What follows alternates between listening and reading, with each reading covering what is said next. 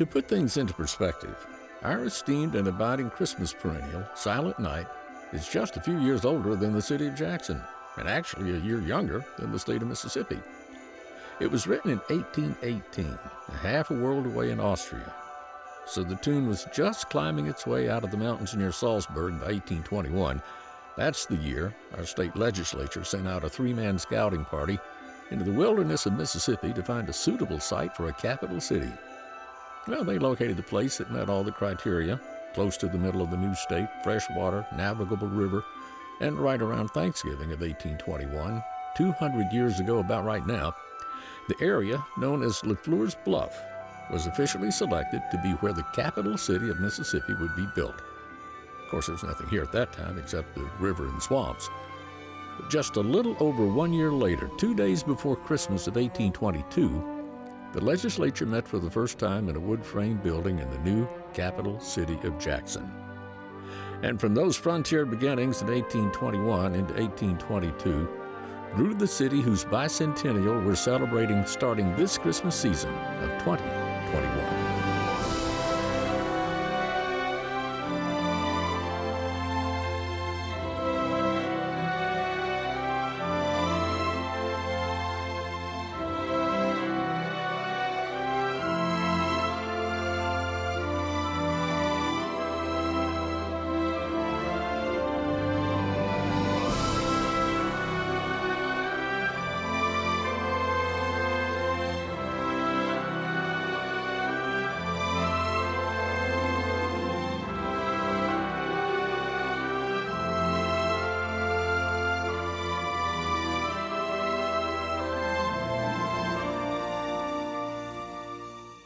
We've seen our city so much and for so long that we don't even look at it anymore. We pass over its architecture, its uniqueness, its youth, its vitality, its promise, its perspective on the future with the wave of a tired hand. Abraham Lincoln, wasn't it, who said you see pretty much what you look for? So, for the next hour, during this season of light, let's look at Jackson with fresh eyes, the expectant eyes that sometimes only the holidays give us. Set aside the darkness and soak in the capital city lights. 3, 2, 1.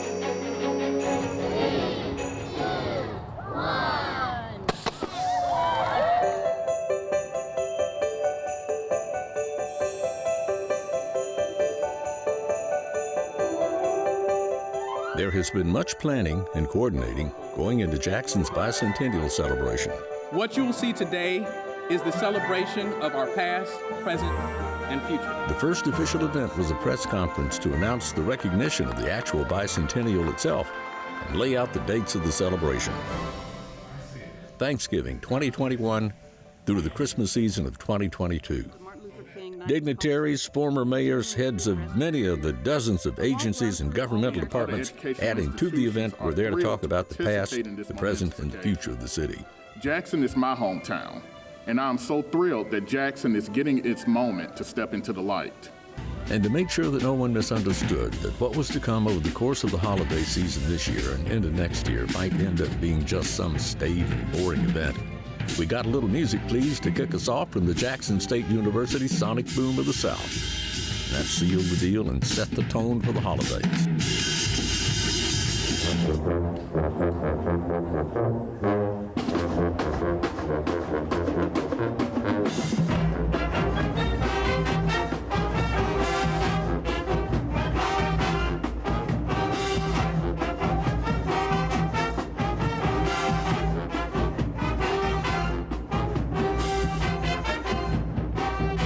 Capital City Lights is the kickoff event of a year-long celebration of the bicentennial of the founding of the city of Jackson. An inaugural act of this inaugural event of Capital City Lights was, appropriately enough,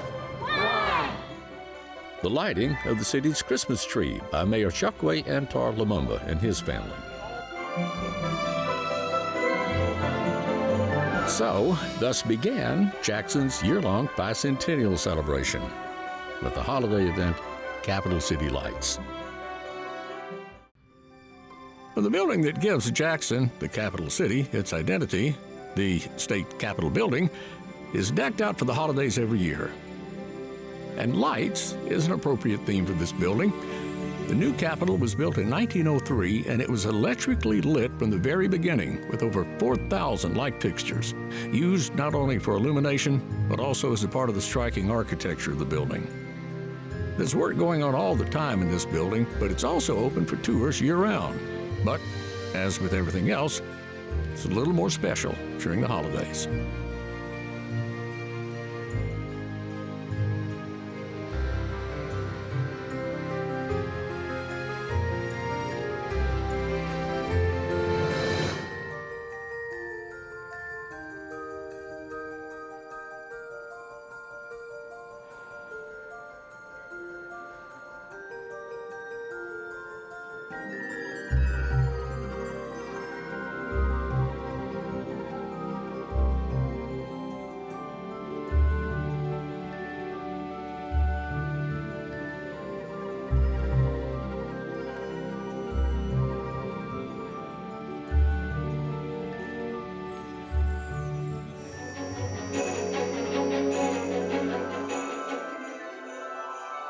It's Christmas Eve, and what do I see? I think it's old Santa waving back at me.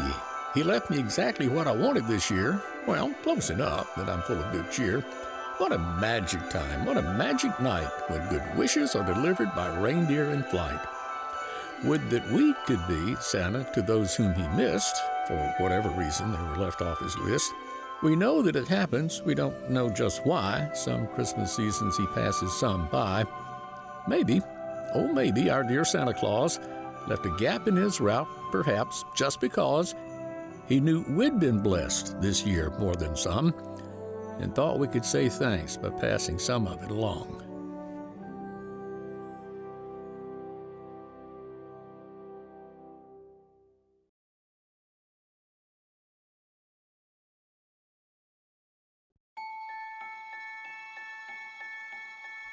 The tradition of the Christmas tree predates pretty much every other Christmas tradition we have.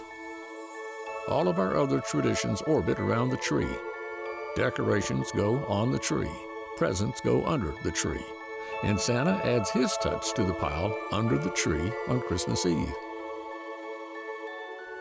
I think if I had to give up all the traditions of the holidays except one, I'd keep the tree. When memory of almost all the toys I got for Christmas as a child have faded away, I can still picture the trees in our living room, and me sitting beside it in one particular Christmas Eve, and Grandpa, who never smiled and hardly ever talked, chuckled at me and said, "Sure is a long time till morning, ain't it, son?" And it was. And as I sit by our tree on Christmas Eve this year, it will still be a long time until morning. That's part of the fun of the tree.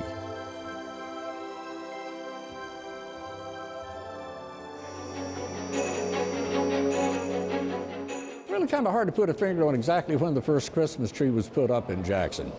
Now, Vicksburg has it nailed down. 1851, Mahalia Roach had a holiday ball at her house, and they had the very first Christmas tree in Vicksburg. Now, here at the new Capitol, it was built in 1903. Perhaps they've had a Christmas tree here since 1903. But maybe it was at the governor's mansion. You know, we've got the second oldest governor's mansion in the nation. Now, whether it was first or not, they really deck the halls over there now.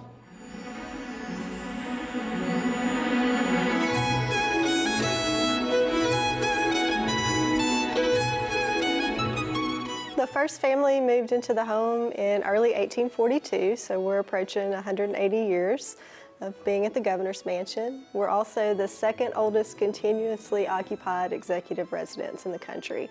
Virginia has a Speed, but we're second. So every family since 1842 has lived in the home. The mansion has just managed to remain untouched through even war, downtown progress. This is prime real estate in the middle of downtown Jackson, so there have been several times that people have actually pondered getting rid of the mansion, but fortunately, ladies groups and citizens of Jackson and the state have always stepped in and made sure that this house was saved for future generations. The Mississippi Governor's Mansion is not only the home of the current first family of the state, the original front portion of the mansion is a museum open to the public year-round, but especially during the holidays. The family still entertains here, just like we've been doing since 1842, but we do offer public tours as well. At least since the 1980s, we've had holiday events available. So I would say at least 1980, when the winters were here, we had our first open house, so to speak.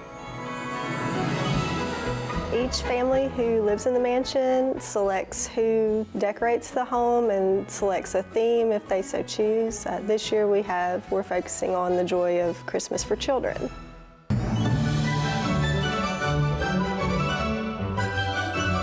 The decorations this year feature fun things, a lot of trains, a lot of toys, fun things for kids. The children were nestled all snug in their beds.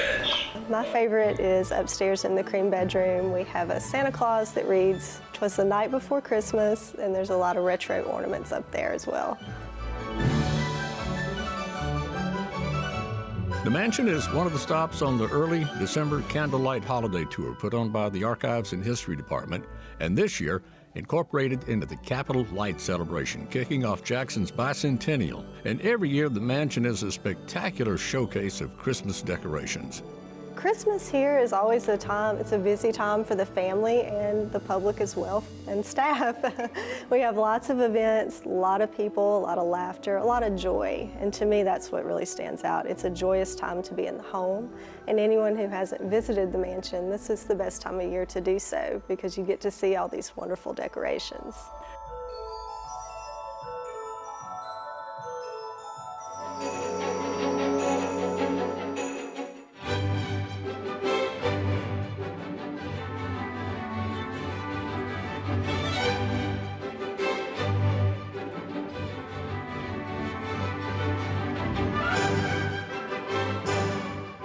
Well, lest we should ever forget, this is what Christmas really is, the Christmas that we've made fit into our lifestyles here in the 21st century, setting religious aspects aside.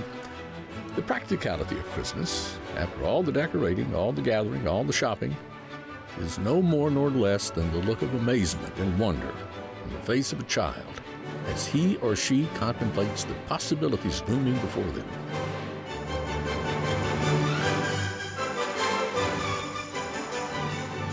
An innocent time when belief in wishes is not only condoned, but encouraged.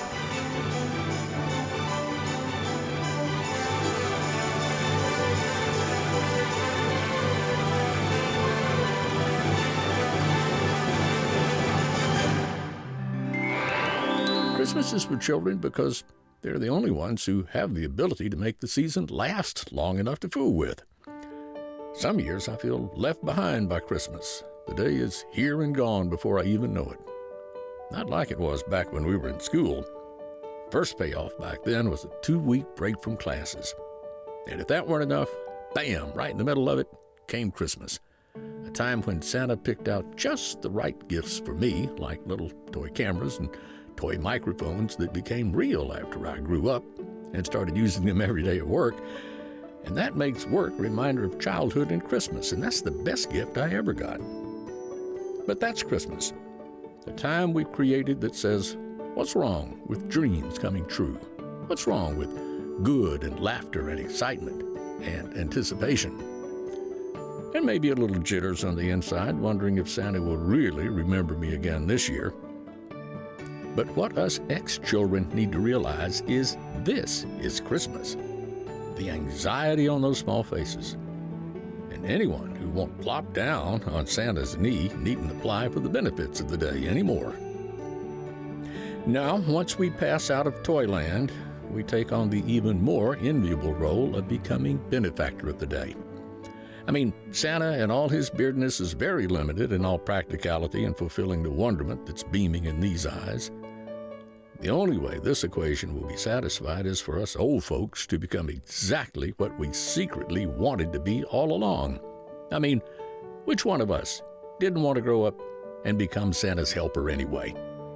Well, here we are. And we can make wishes come true.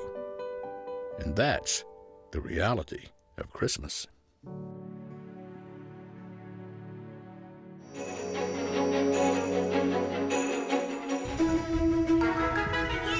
Christmas is for children, that's for sure, but the children of Jackson in Mississippi got a present during the holidays that's not only for Christmas, but for year-round, and not just this year, but from now on. It's the LaFleur's Bluff Playground. Shaded areas with all sorts of things to swing on and climb on and in and around. This is the place that Mississippi plays. You are standing amidst a 30,000 square foot playground complete with 80 different individual play activities. Particularly proud of the fact that of the 80 exhibits out here, I think 73 are for children that may be challenged. A pre-Christmas Christmas gift for the whole state. This park is just fantastic. It's the best park I've ever seen for what it's designed to do, and especially I like the shady areas and all the different devices. It's a miracle. It's a miracle for Mississippi to create something like this. It really is.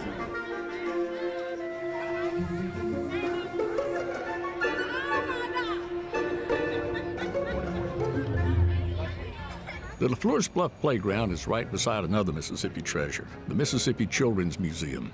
This is a premier project brought to life by the Junior League of Jackson. But the museum really comes to life during the holidays, when it's turned into the Polar Express. It originated because children are very, very fascinated with the North Pole. I have gone down the slide.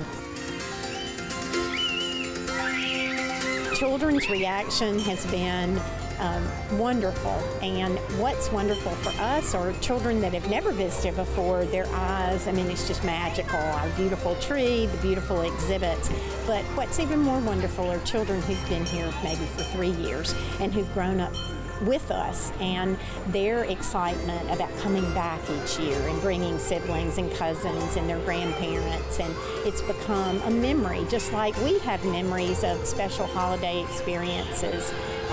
We feel very special and honored that families, that this is now becoming part of their holiday memory. Would you like a ticket?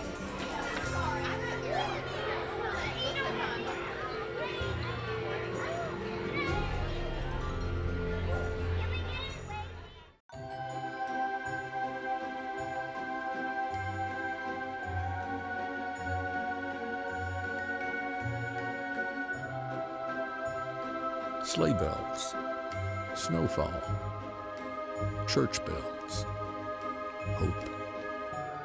A light shining in the darkness. That's what we carry from this season into the new year. Lit from the inner fires we warm ourselves by. One winter's night.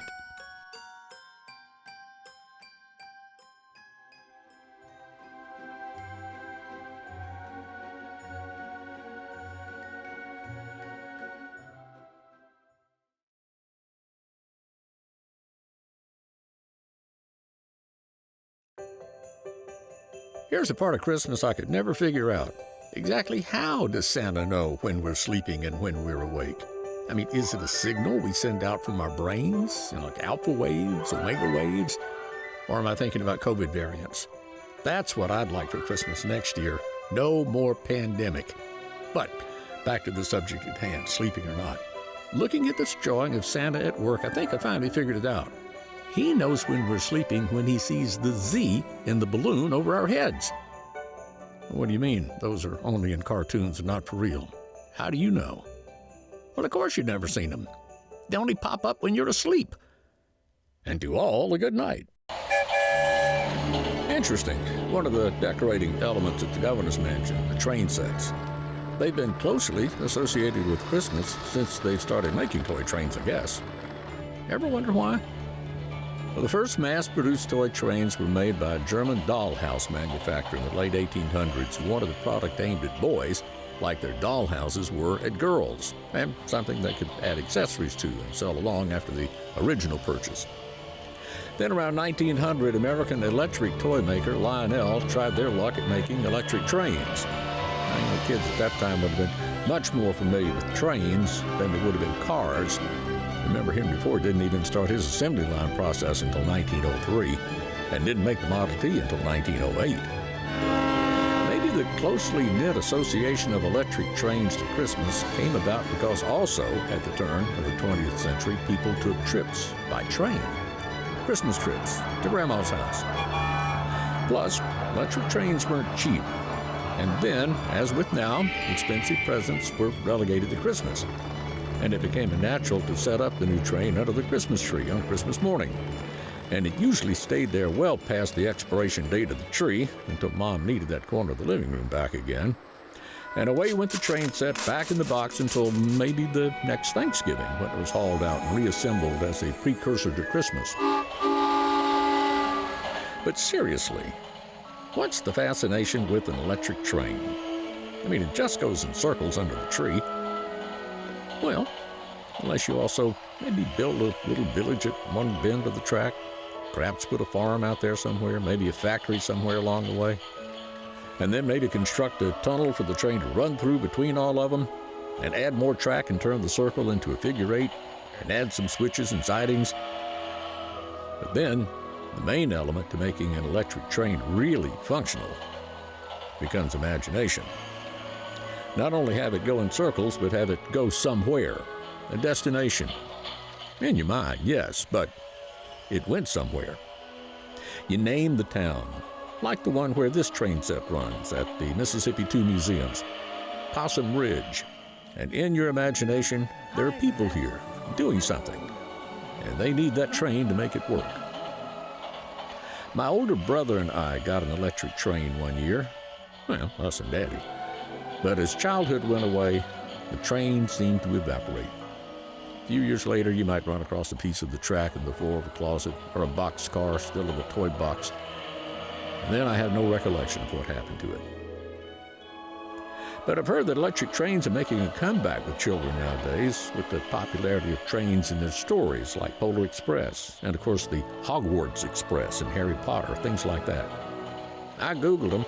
There are plenty of electric train sets for sale at the big box stores and on eBay and online toy stores, and they're still expensive, to me anyway. But no matter how elaborate the train sets are and what accessories they come with or what you can buy and add on later, they still just go around in circles, without the same element that powered that first line L. Imagination. Imagination, and a dash of wonder. Also, the major ingredients that make Christmas go around.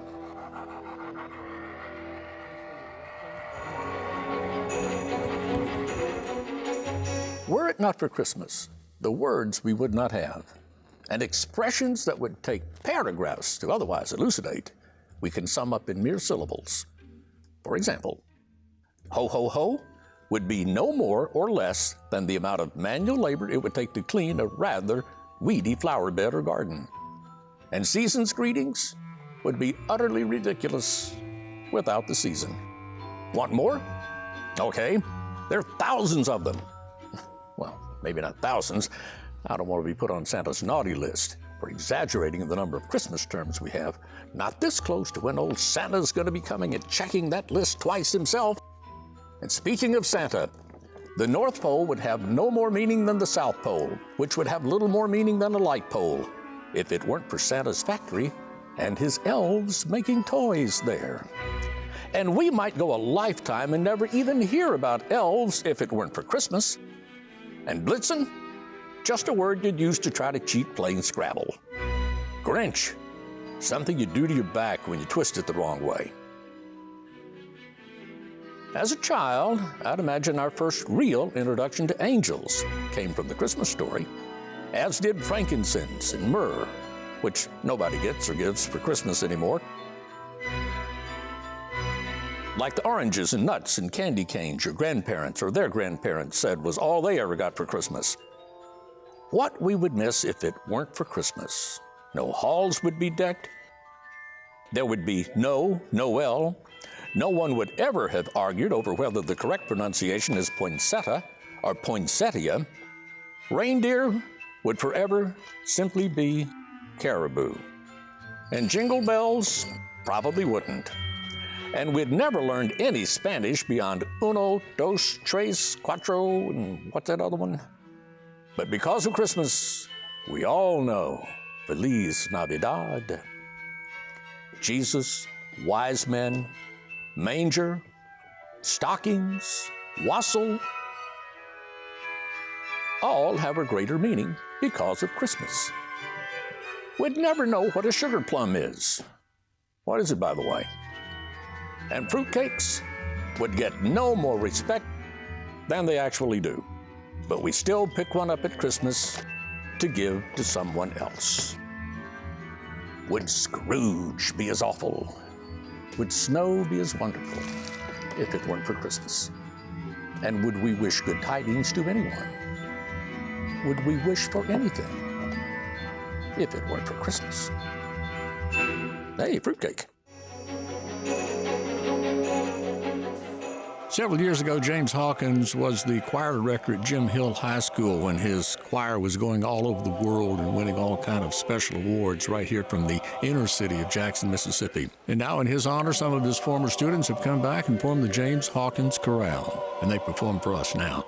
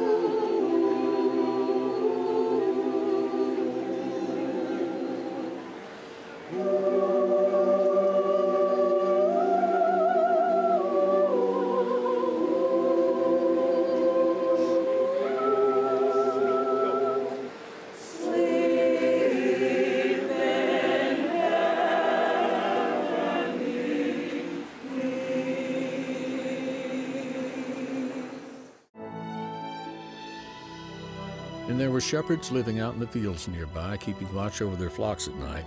An angel of the Lord appeared to them. The glory of the Lord shone around them, and they were terrified. But the angel said to them, "Do not be afraid. I bring you good news that will cause great joy for all the people. Today, in the town of David, a Savior has been born to you. He is the Messiah, the Lord. This will be a sign to you. You will find a baby wrapped in cloths, lying in a manger." Suddenly a great company of the heavenly host appeared with the angel, praising God and saying, "Glory to God in the highest heaven, and on earth, peace."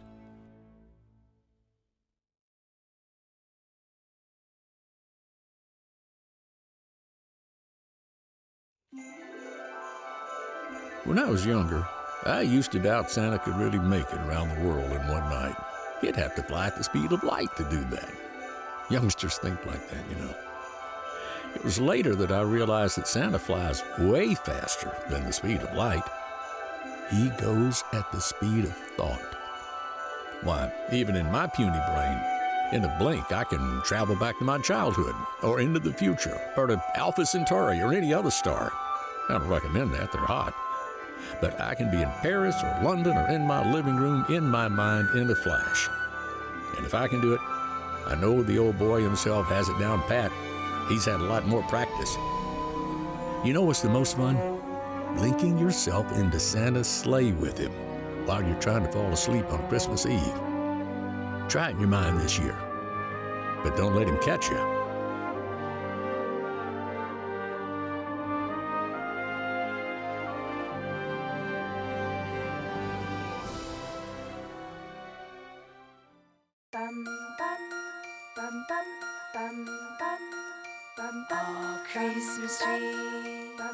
Oh, Christmas tree, your leaves are so unchanging.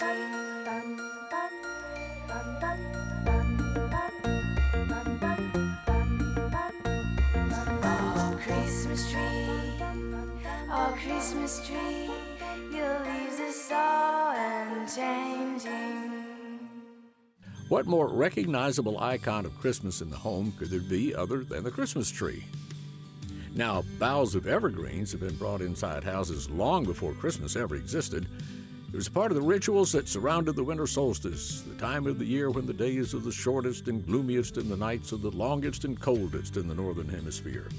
The evergreens spruced up the place, you might say, in the most drab time of the year. Well, lots of pagan practices were adopted by Christians, especially when it was evident that people weren't going to quit doing them even after they converted. So either he really did it, or it's a popular story that endorses the use of Christmas trees by Christians that says that Martin Luther, while walking through a German forest mulling over a sermon, looked up through the boughs of the evergreens and saw the brilliant stars twinkling through them and was so moved by their beauty that he immediately chopped down an evergreen and stood it up inside his home and decorated it with twinkling candles, birthing the Christmas tree. Well, Martin Luther or someone in Germany did something like that because that's where Christmas trees came from, Germany. But they weren't universally popular, even shunned and preached against, along with any decorating or singing of carols by Puritans in the New England colonies. So how did Christmas trees and decorating in general overcome the stigma of being evil and become popular? Well, lots of historians who would know these things say it was because of an illustration published in 1848 of Queen Victoria and her family standing around a decorated Christmas tree. After that, everybody had to have one. Down to today, my family marks the highlight of the year by hanging a new ornament commemorating it.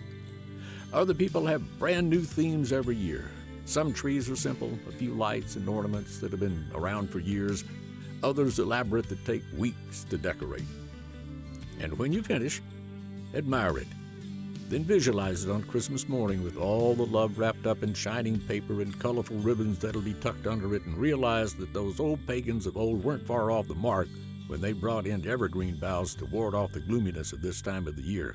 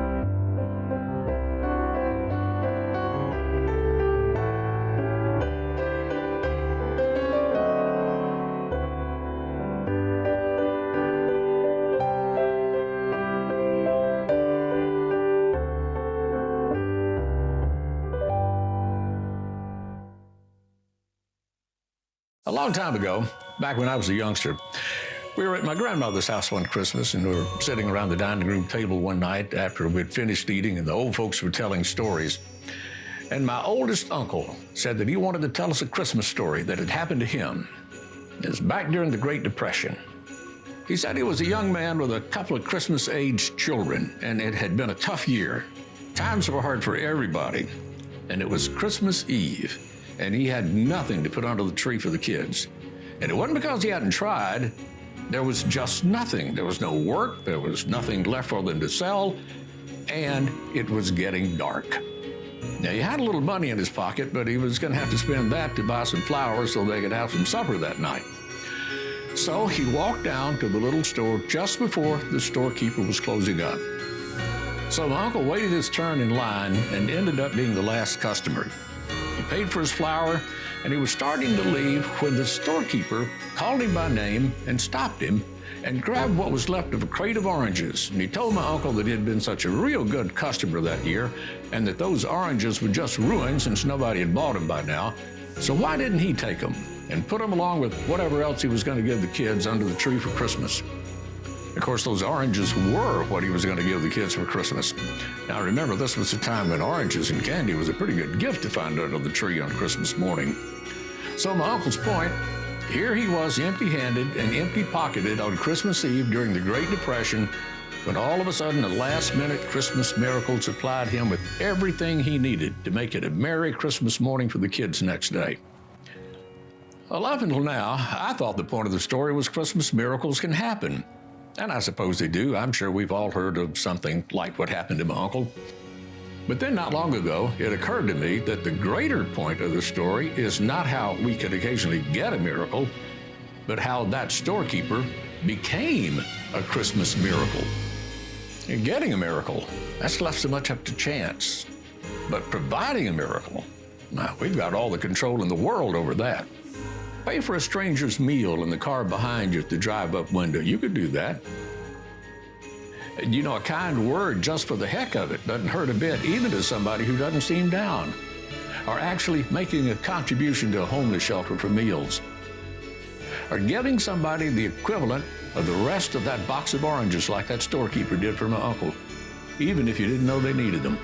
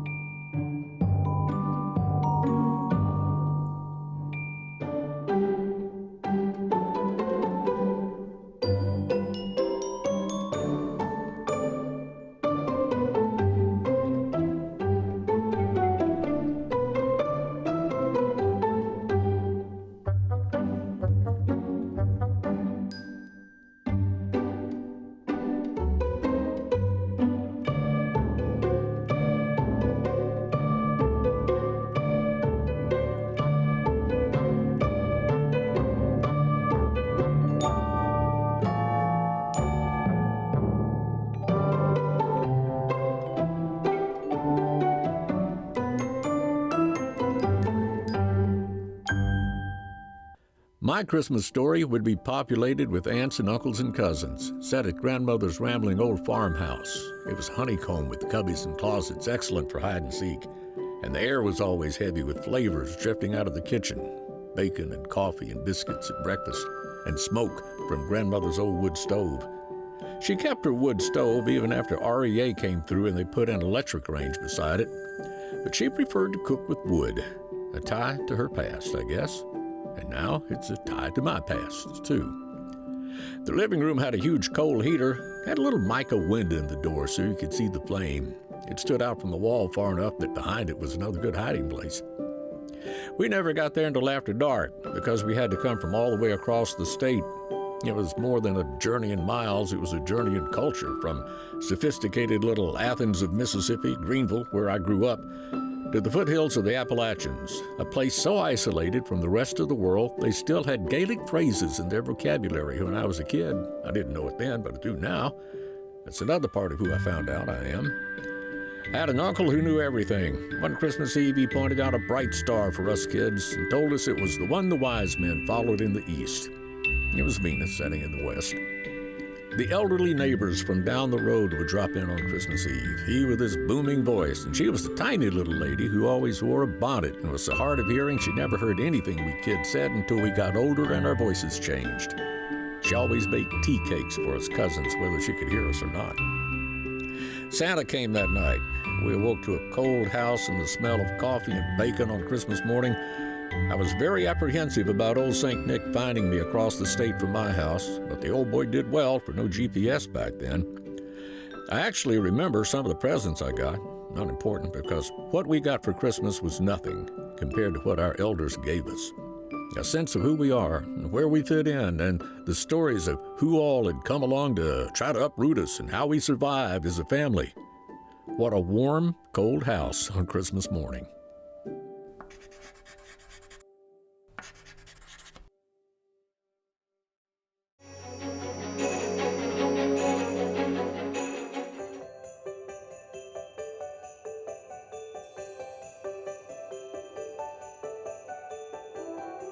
Flights of fancy.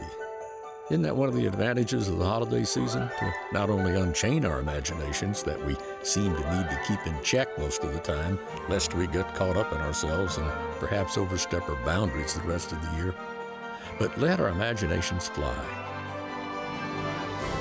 If they can't fly during Christmas and the holidays, what do we have imaginations for? You decorate your living rooms and your yards and your houses and cars for what? Do you even know? To let yourself out of the box we hide in 11 months out of the year and become one with the season for December.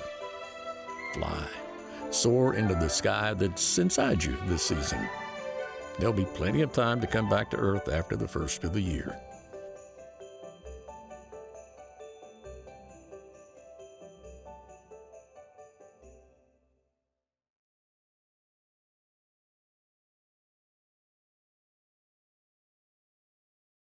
I thought it was a legend, but then I saw it for myself.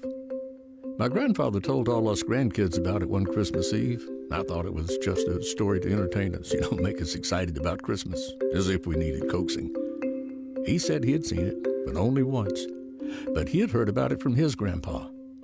How all the animals in the world, at exactly midnight on Christmas Eve, just as it changes to Christmas Day, stop, and in their own way, worship the Christ child. The cattle low a prayer, the deer are quiet and still, but sing in their hearts. Birds chirp with glee, cats meow, kittens mew, coyotes howl from the hilltops as if it were every full moon of the year all put together. And I saw it out my front window.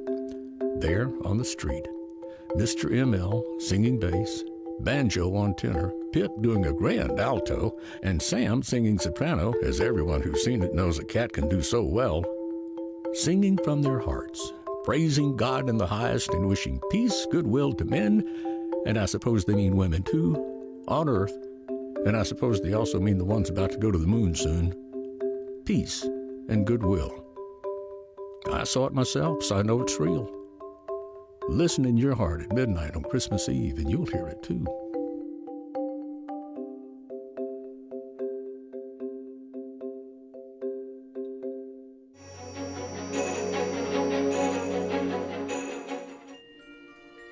'Twas the night before Christmas, when all through the house not a creature was stirring, not even a mouse. Well, actually, the mouse wasn't stirring, he was mixing, in fact. Christmas muffins, to be quite exact. Something was wrong with this holiday batter, so he rushed to his cookbook to see what was the matter. He'd forgotten to buy milk. He had none around. But on the night before Christmas, he knew where some could be found.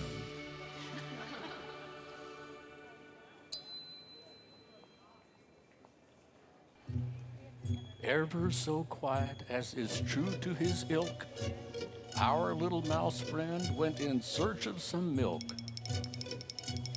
He slipped under my chair and stopped by my bed. In a sleep-deprived state, I nearly stepped on his head.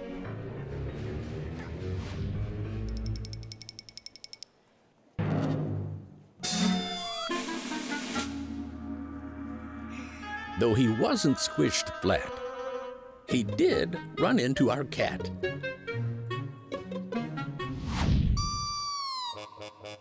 Then startled old bear, who launched him through the air.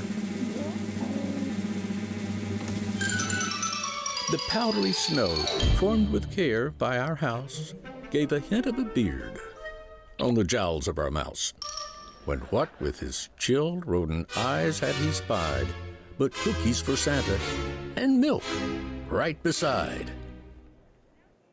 With the milk now in sight, our mouse was determined. No, nothing could stop our milk-craving vermin. He tugged hard on the sash, stuck his head in and squeezed, popped through the frame, and landed hard in our tree. Atop of an ornament he fell to the ground. When down the chimney St. Nick came with the bound.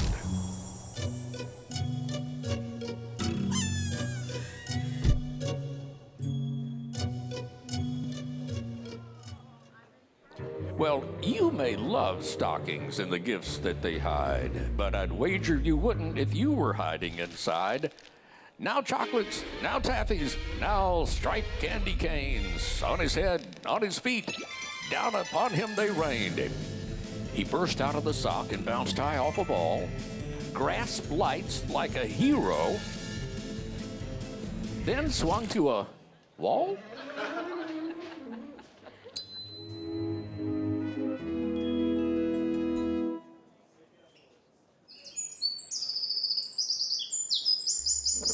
Dazed, bruised, and beaten, our mouse opened his eyes, and right there, right before him, sat his much-wanted prize.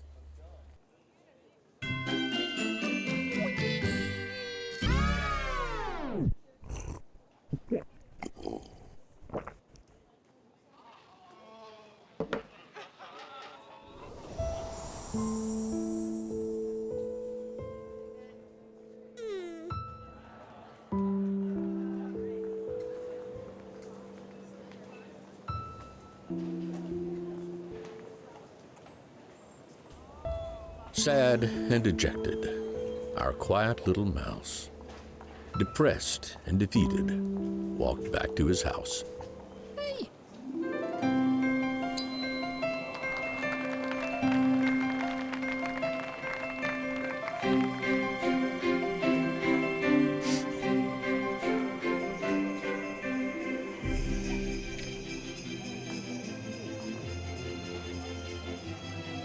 And to all, Merry Christmas.